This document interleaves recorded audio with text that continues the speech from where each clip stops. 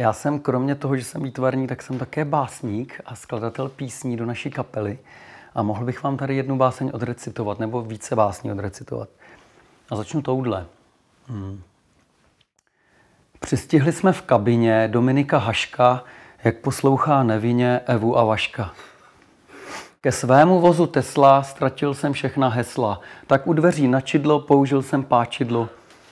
Furt se to vlastně od toho dětství motá kolem těch strojů, kolem nějakých podivných, znetvořených prvků, věcí, ale dostává to za ty roky jako jemnější obrysy, protože já jako malej jsem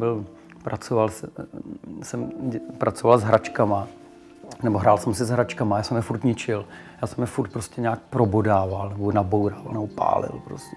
Úplně jsem to jako likvidoval, protože mě vlastně zajímalo mnohem víc, když igráčkovi utrhnete hlavu, než když jenom prostě si s ním hrát s nějakou jako plácačkou, jakože je nádražák, to mě prostě nebavilo. Ale jakmile jsme ho donutili k tomu, aby jsme ho mohli operovat, třeba s bráchou, tak to bylo jako mnohem zajímavější. Takže já vlastně neustálou celý život pracuji s nějakou destrukcí.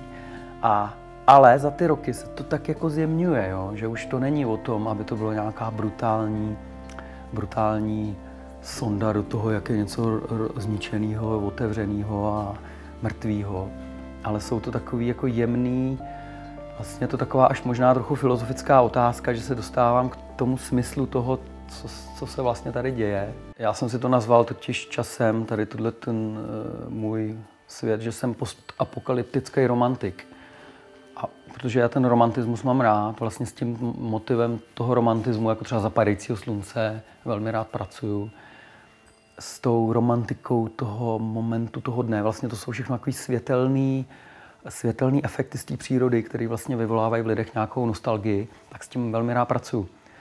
Ale najednou do toho vmontuju třeba něco zničeného a teď jako v západu slunce nějaká příšera, která je zrezivělá, tak najednou tam vznikají tyhle ty dvě věci, které k sobě jakoby údajně nejdou, ale mě právě fascinuje to, že to jde k sobě. Já teda průběžně vystavuju, ale velmi málo, protože vlastně nemám to nějak ve svých ambicích v podstatě ty výstavní prostory nějakým způsobem obesílat a někde vystavovat, protože mě to jednak neživí.